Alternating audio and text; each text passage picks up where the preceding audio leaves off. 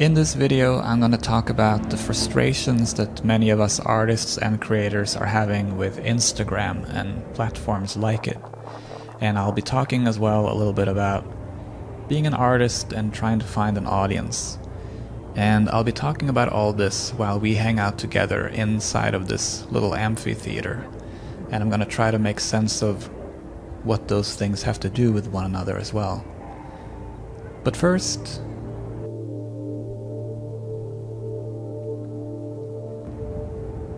this right here is a plastic bag. Look at that go. So that's a plastic bag. And then this, can you see it? This is a bird. So this is a bird, and this is a plastic bag. And both of them can fly. They're not the same thing, but they can both fly.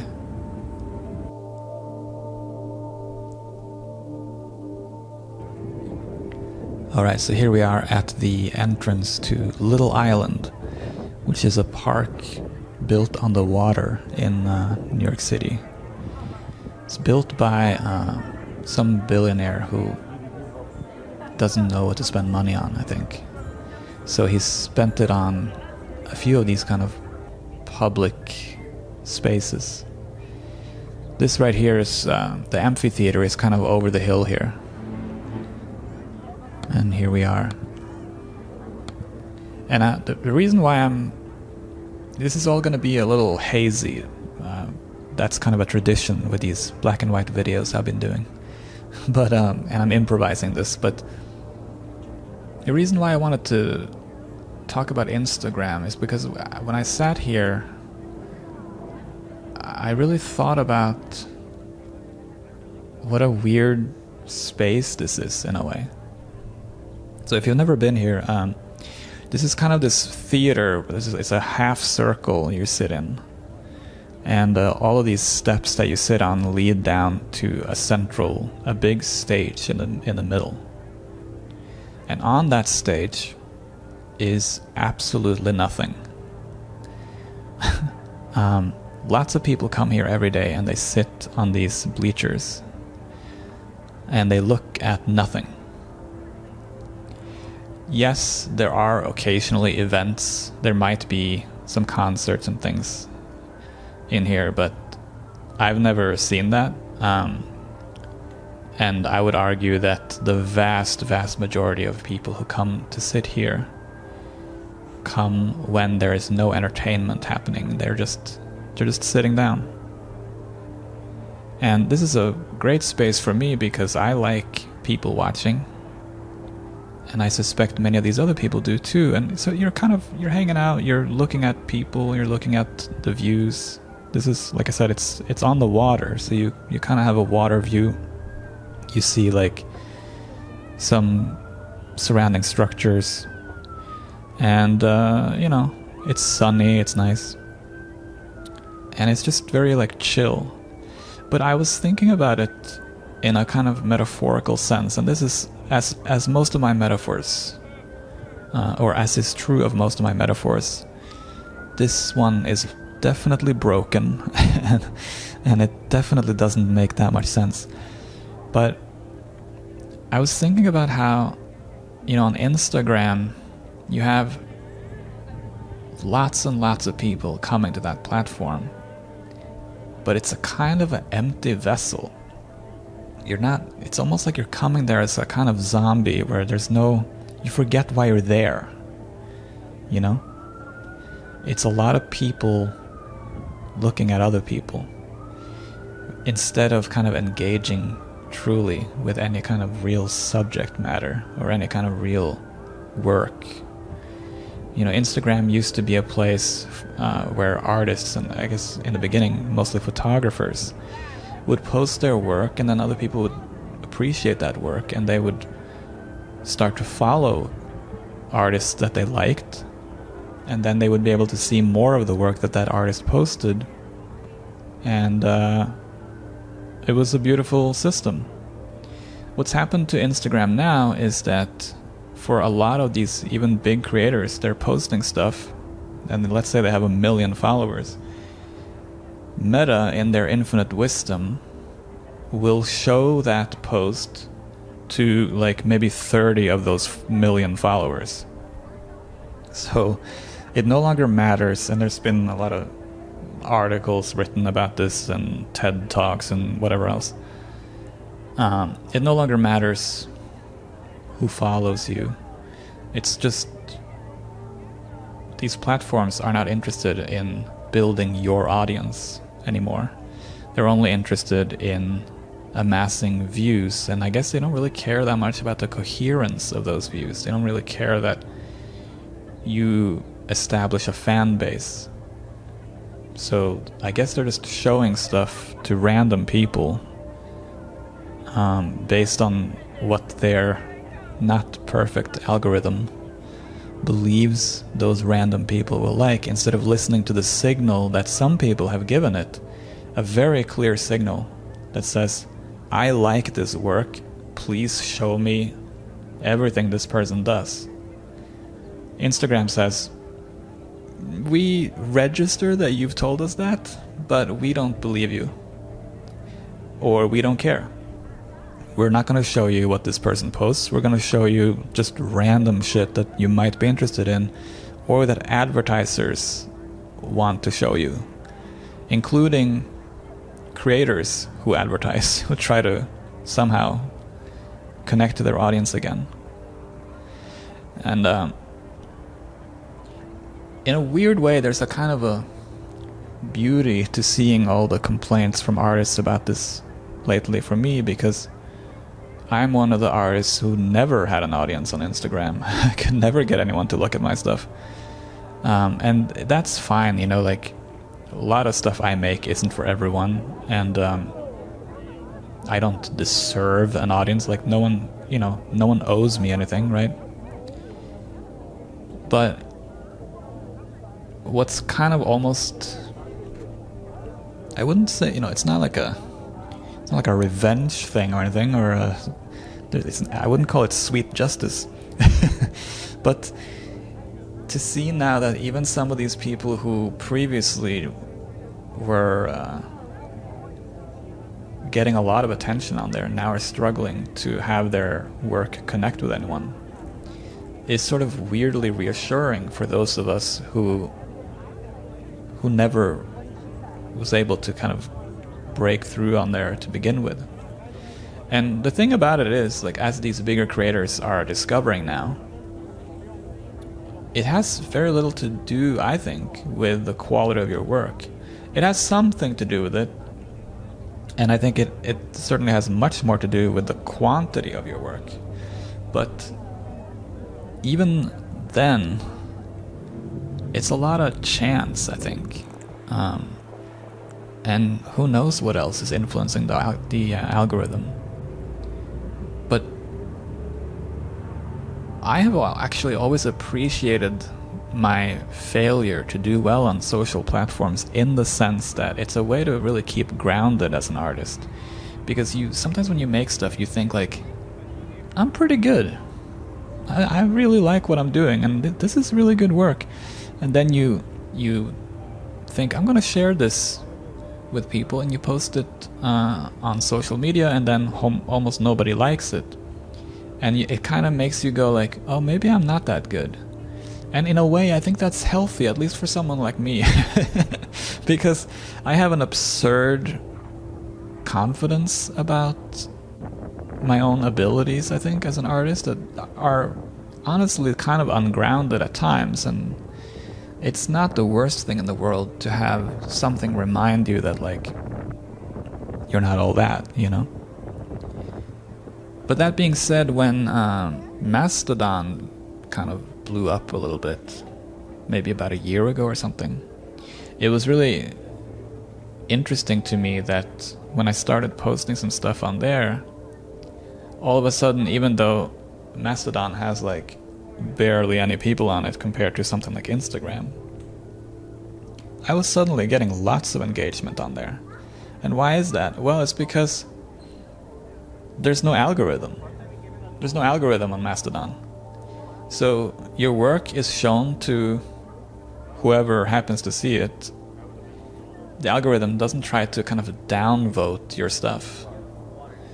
And turns out when real human beings see my stuff, they like it. I mean, that's crazy, right? Like, so basically all this time I could have maybe been more successful on platforms like Instagram if Instagram deemed it necessary to show my work to someone. I used to joke that if anyone wanted to keep any kind of national secrets, they should post it on my Instagram profile, because nobody is gonna see anything that's posted on there. It's wild. It's the safest place in America, my Instagram. You can put government secrets, you can put, nudes, whatever you want to hide from the world, post it on there. I firmly believe that I could post the most interesting thing in the world, the most beautiful work of art the world has ever seen. I could post on my Instagram, and no one would know about it. It's like that whole like tree falling in the woods kind of thing.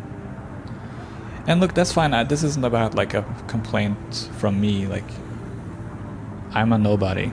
It doesn't matter if people see my Instagram post or not. And in fact, it matters so little that I haven't posted on Instagram in I think over a year or something. So like, why would you follow me on Instagram? There's nothing there really. And I was never diligent enough to post, to make that like a part of my life.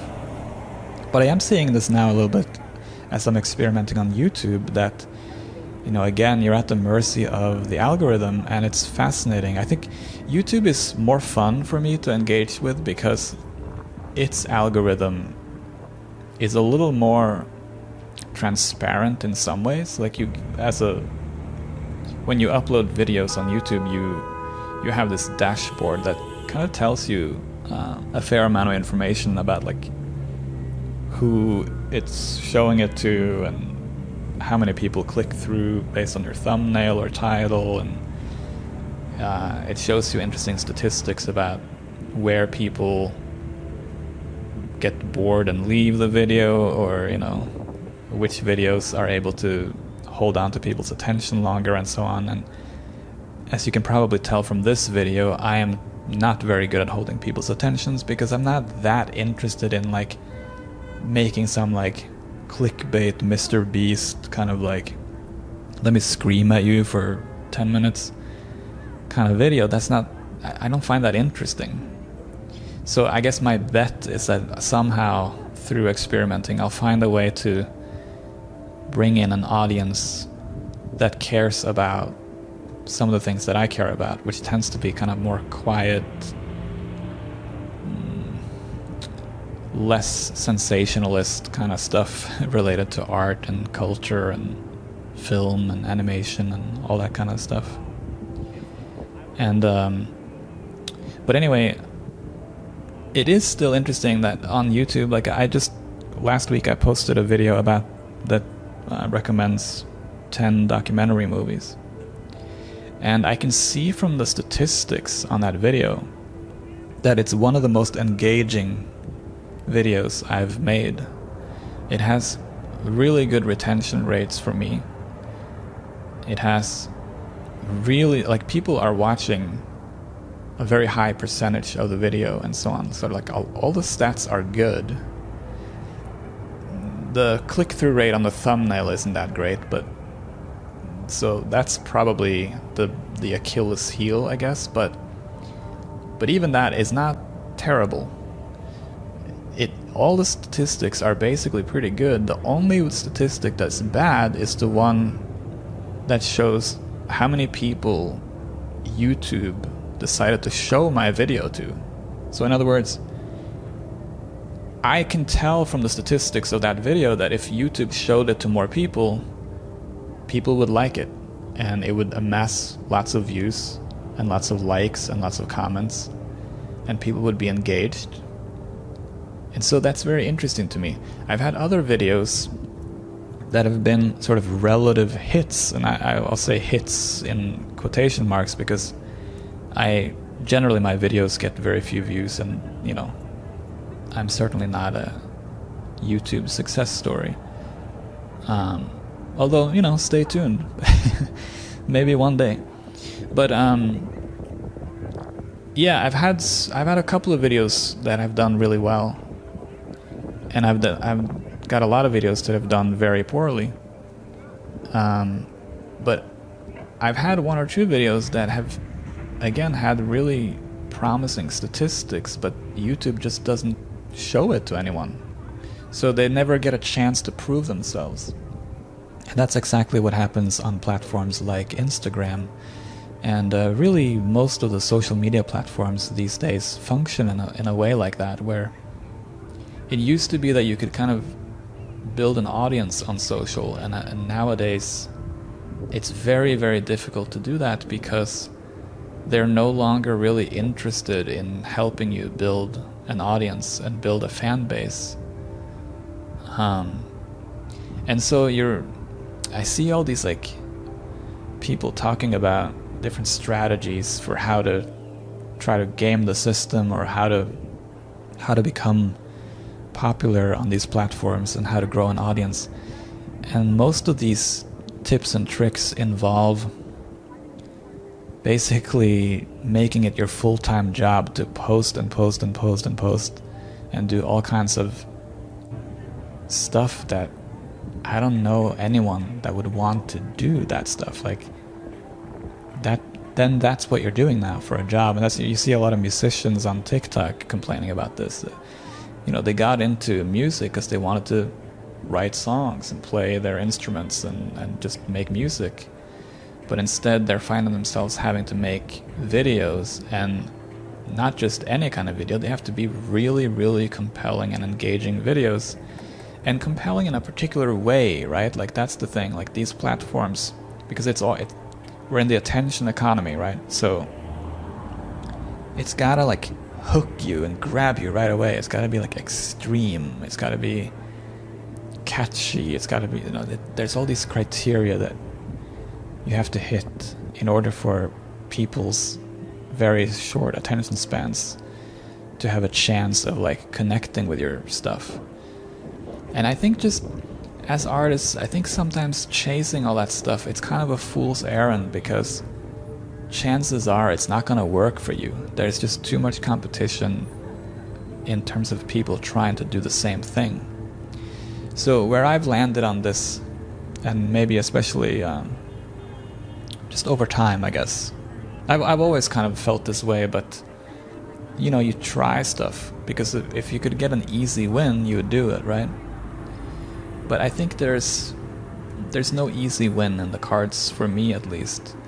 And so I'm inclined to instead do what I've always done, which is just make work that I like and not worry so much about the audience, with the hope that if I'm doing work that I like, if I'm doing things that I think are good and that are interesting and that kind of stand for something, I don't even mean like politically or ethically necessarily, but just if my work represents me in a good way, if my work is genuine and authentic, and it has a point of view, and a point of view that isn't designed to trick you into liking it, but just is what it is, I think that probably has the best chance of one day bringing me some kind of success. That's my bet. And to that point, I made a video a few weeks ago showcasing a kind of a dumb project I did using like some AI thing. And if you know this channel, you know that I'm not a big proponent of AI, but I like to play with things in ways that maybe aren't expected. And I am interested in AI when it's broken and when it's ugly and when it doesn't quite work right. Then I think it's kind of interesting. And so I did this project where I generated some images that I think are kind of interesting because they're so broken and weird. And it was showing celebrities kissing each other. And I did that project not because I thought like, wow, this is going to be a huge hit. And indeed it wasn't, right? Like I posted that video and very few people cared. And that's fine, but it was just like a little project that I wanted to do. Something that I got interested in. And I wanted to kind of just do a quick exploration on that. And at the time I sent it out to a website called It's Nice That, which if you're an artist who does any kind of commercial work, you're probably familiar with. If you're not familiar with it, It's Nice That is a site run out of the UK that is maybe one of the kind of premier sites for creative work, profiles of artists and interesting projects in graphic design and illustration and animation and other mostly commercial art disciplines. And like I said, this happened a few weeks ago, so I sent it off, didn't hear anything, which was expected. I didn't put any stock in that. Well, lo and behold, this morning I got an email back from them saying they're really interested in the project and they want to feature it. So it's like, oh, really? That's cool. So that was pretty exciting for me. In a way, it kind of sucks that like an AI thing I did is what finally gets me on It's Nice That, because I'm not an AI guy and I don't want anyone to think that. Like, I'm a guy who's been spending years and years and years doing, work the right way, and I'll continue to do that. I'm interested in doing stuff by hand. I'm interested in doing digital work that is essentially done by hand, in the sense that it's laborious and difficult and involves craft. And that's what I'm most interested in. But anyway, I mean, this project I did that it does involve AI is still an interesting art project, I think. And you can watch that video if you want to learn more about it. But the point is, I have no following on social media to speak of, and yet I did a project, I put it on YouTube, no one cared on YouTube either. And yet now this thing is featured on It's Nice That. Similarly, this year I've been focusing a lot on just trying to make these YouTube videos. I've never tried to do YouTube properly before. And I thought, I'm going to try it this year. In fact, I'm doing it in part because of the emergence of AI. I want to kind of put my humanity out there in the world and see if anyone responds to it, maybe it's time to show my face and be like, hey, I'm a person that has maybe an interesting thing to say here and there. You wouldn't know it from my videos, but listen, I'm working on it.